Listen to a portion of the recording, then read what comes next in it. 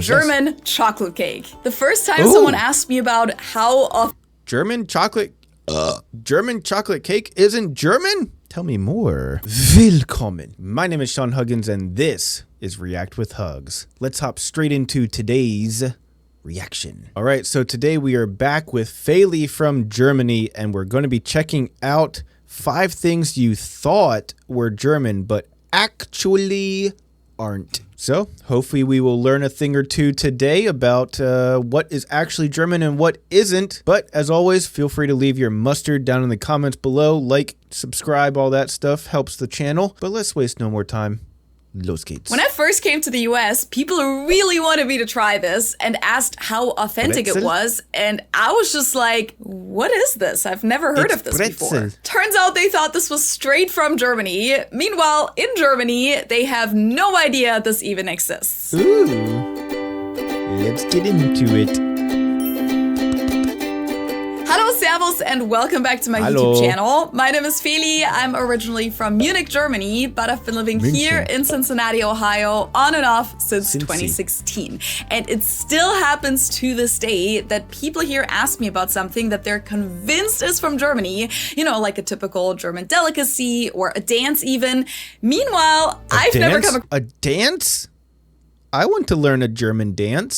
That in my life. So today I want to kill some of these myths once and for all and tell you about 5 things that you might think are German that really aren't. And I think number 4 especially will shock a lot of you. The first thing on this list is something that a lot of Americans believe to be a traditional German dance, and more particularly, it's somehow associated with Oktoberfest here. The chicken dance. In German, it's called Huh? Wait a minute. The chicken dance? Like people think that's German? I gotta be honest with you guys. I don't think there was a single second of my life where I ever thought about, what is the origin of the chicken dance? Is that just me?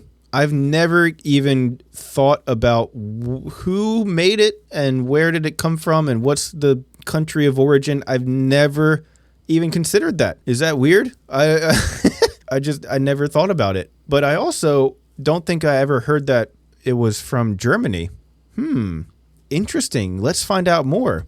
Tanz, so duck dance. And I've mentioned this before in my videos about Oktoberfest, but no, the chicken dance is not something you'll come across at Munich Oktoberfest or any other traditional beer festival for that matter. I didn't even know people associated it with Germany. That's interesting. I personally mainly know this dance from kiddie discos at vacation resorts growing up, or, you know, other kinds of children's events, but that's about it. It's definitely not a traditional German dance. In fact, it's not even from Germany. It was actually written by the Swiss music teacher Werner Thomas in the 1950s. Apparently, he owned over 100 ducks and 25 geese, which is what inspired him to the song, and he invented the dance to get the audience to move along during his accordion performances. In the 1970s and 80s, different artists all over Europe then released their own versions of the song. In 1973, a Belgian producer published it under the name Chip Chip.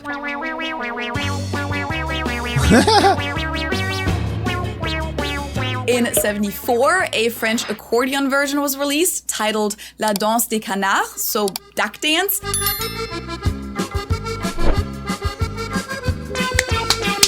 And in 1980, the Dutch music duo De Elektronicas released it as De Vogeltjestans. That was my best try of speaking Dutch, which translates to the bird dance. Vogel. That's like German. This version was extremely popular in the Netherlands and also made it to #1 of the German music charts. One year later, dude, the chicken dance was #1 on the charts? I didn't even know. Bro, I thought that it was just like a silly, like, party song or something that you play for kids. I didn't know it was topping the charts in places. What the frick? In 1981, the German singer Frank Zander added German lyrics to the song and released it as Wenn wir alle Englein wären, if all of us were angels.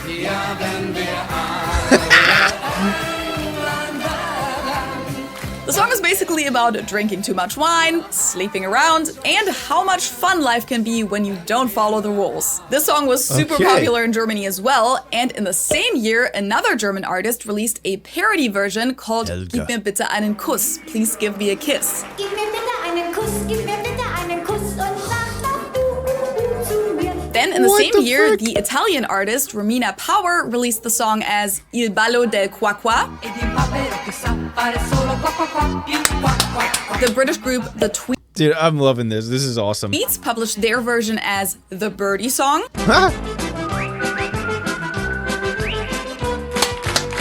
The Swedish band Kurt Hagers released it as Vogeldansen. Yo, is that Daffy Duck? That's freaking Daffy Duck. What the frick? Okay, anyways. And there was even a Yugoslavian version by Grupa 777 with lyrics.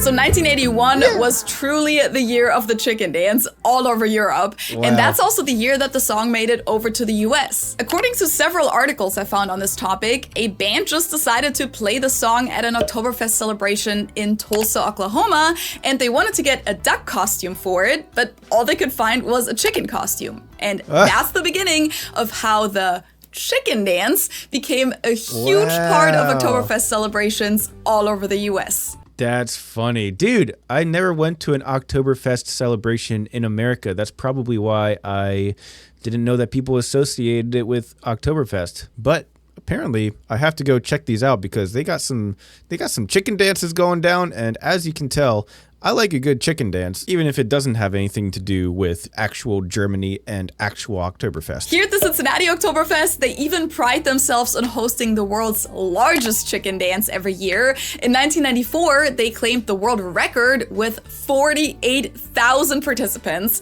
And yes, many of those people wear chicken costumes or chicken hats for this. But is it a German thing? No. Even at Munich Oktoberfest, where people do all kinds of crazy things, the chicken dance isn't really something that takes place. I don't think I've ever even heard the song played at Oktoberfest, and people don't run around in chicken costumes either.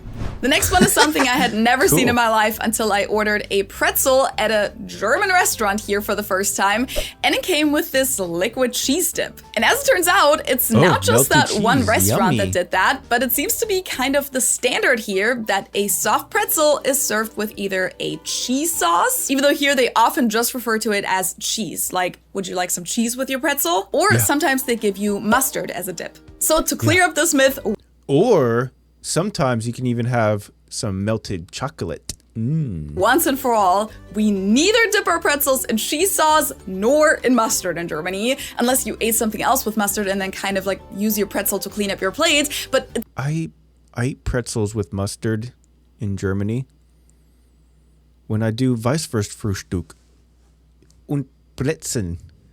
I eat all of them together with mustard.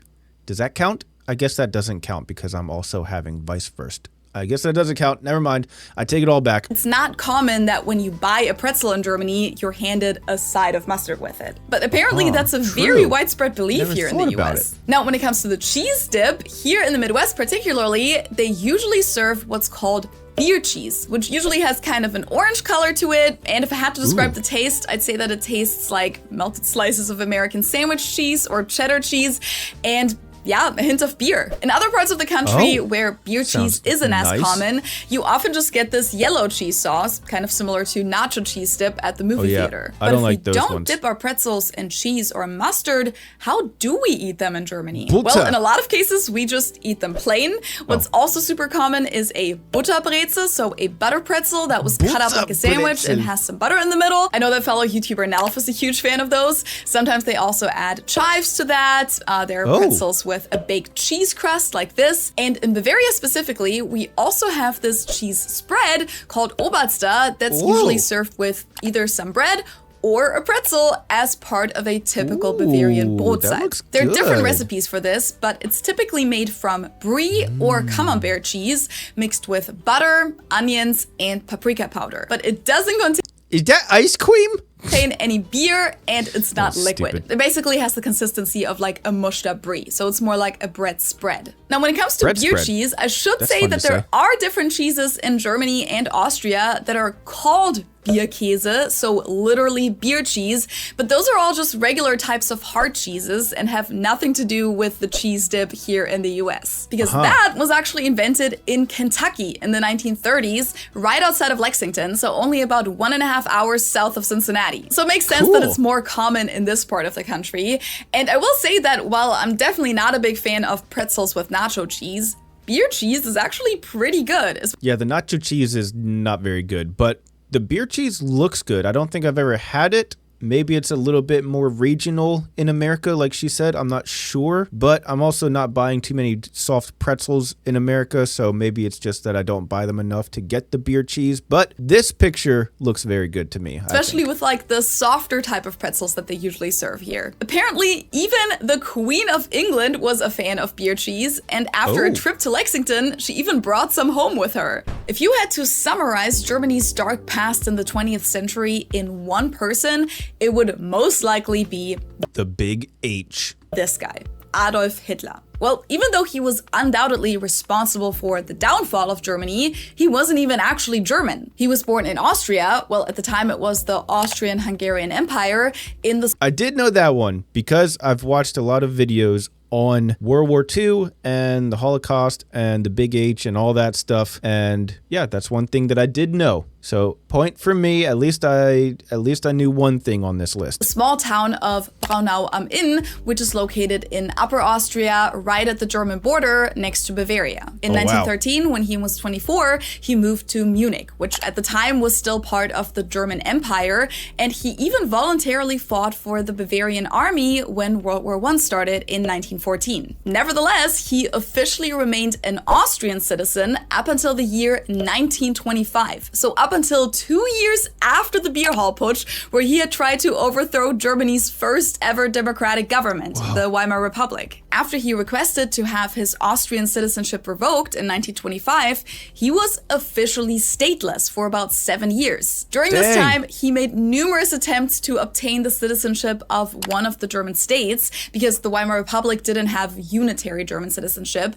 but due to his coup attempt and his time in prison after that, his requests were all denied. Some of his friends Wow. in positions of power even secretly tried to use their influence to get him German citizenship, but they all kept failing, which is why this even turned into newspapers publicly mocking Hitler. Every time he tried, there What? were some people who were against him becoming a citizen, so they blocked the attempts. It wasn't until February of 1932, right before the upcoming elections of the Reichspräsident, that his own party, the NSDAP, came up with yet another plan that gave Hitler a position working for the Free State of Braunschweig, which at the time was one of 2 states governed by the NSDAP. This made him a public Whoa. official and therefore automatically granted him citizenship in Braunschweig, which finally made him a Reichsbürger. So Wow. Okay. This went way more in depth than the other videos that I've been watching on this channel.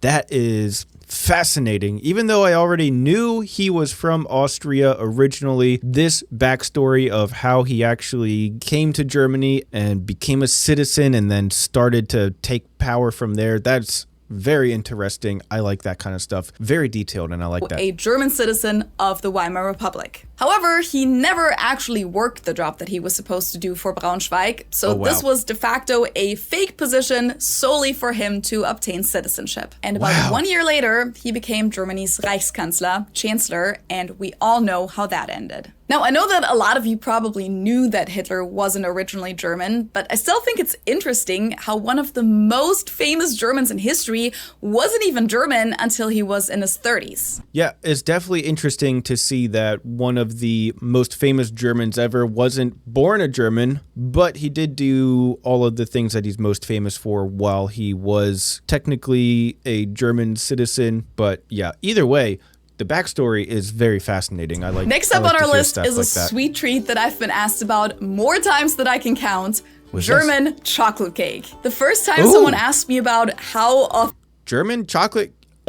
German chocolate cake isn't German? Tell me more. authentic the German chocolate cake was here in the US, I was kind of confused because, I mean, yes, we have chocolate cake in Germany, but I wasn't really aware of there being one specific type of chocolate cake that was somehow more German or more traditional than others. You can find all kinds of chocolate cakes in Germany. Well, turns out in the US, when people say German chocolate cake, they're specifically referring to this cake right here, which was a Ooh, that looks good. What is that? It has maybe some walnuts cut up on it. Ooh. really something I was familiar with. It's a layered Yummy. chocolate cake with a coconut pecan frosting and topping, and it's delicious, Nice. but nope, it does not originate in Germany. I mean, neither coconuts nor pecans are local to Germany, so these ingredients don't typically show up in traditional German recipes. The real reason that this cake Tell me is more. called German chocolate cake is that it was named after a man called Samuel German, who was an English Okay, that is hilarious. The guy who invented it, his name was literally German, and people now people think that it's from the country of Germany. Dude, that's really funny. American I like chocolate maker here in the US. That's Around the cool. year 1852, he that. Sorry for pausing so much, but this is what I consider a fun fact. That fact is fun. had developed a sweet, dark baking chocolate that the company he worked for, Baker's Chocolate, started selling under the name German's Sweet Chocolate. And about 100 years later, in 1957, the Texas newspaper Dallas Morning News published a recipe for German's chocolate cake as their recipe of the day. It was created by a homemaker from Dallas called Mrs. George Clay, and one of the ingredients was German's sweet chocolate. When the corporation that owned Baker's Chocolate at this time, General Foods, found out about this, they distributed the recipe to newspapers all over the country. Dang, so this is like some sweet little old lady's recipe for the cake. Not even the chocolate maker's recipe. He just made the chocolate.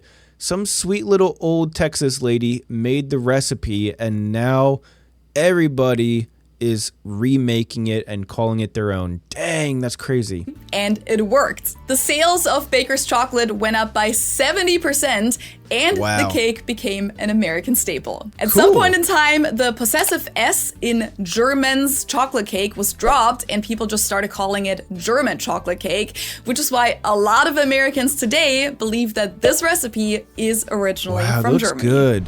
Every year on Christmas, a lot of families here in the US, especially those of German descent, keep up the old German tradition Elf of on the Shelf. Christmas pickle. The Christmas was? Christmas pickle?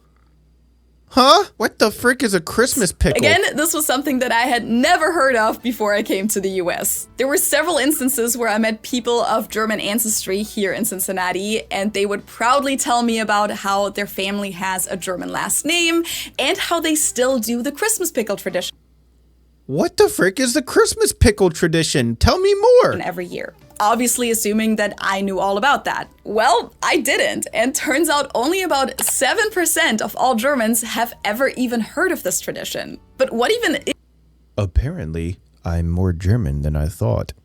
is the Christmas pickle? It's I don't a know. pickle-shaped ornament that the family is supposed to hide in the Christmas tree. You know, it blends in because it's green, and the first kid to find it gets an extra present, or they will have good luck for the upcoming year, or they get to open the first present. I've heard it different ways. Now, What? Dude! I've never heard of the Christmas pickle. How have I not heard of the Christmas pickle? That is, first of all, hilarious. Second of all, so weird.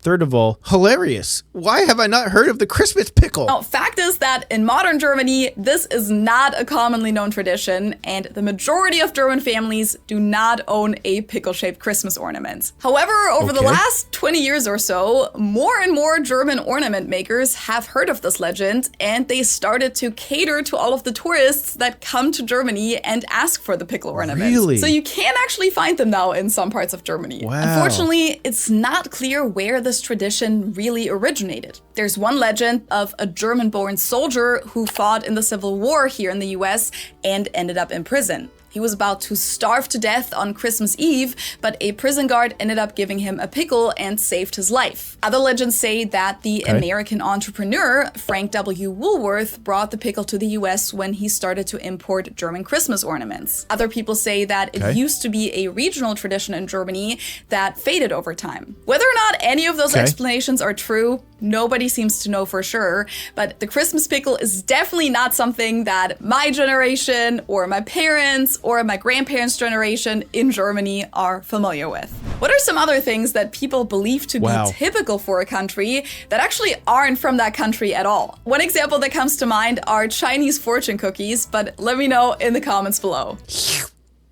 Okay. That was fun. Dude, the German pickle tradition, I never would have guessed. I never would have known. I have never heard of the German pickle tradition. But that's really funny. I think I might need to start doing that. I kind of like it. It's kind of weird. Very fun and a very interesting video today. But I will pass the question over to you guys, the experts. What other things can you think of that people think are from Germany, but in actuality, they're not? Let me know what you guys think. Leave your mustard down in the comments below. The best answer gets a Christmas pickle from Santa. Anyways, that's all the time that I have for today. Thank you guys so much for being here. And as always, I'll see you guys tomorrow. Peace.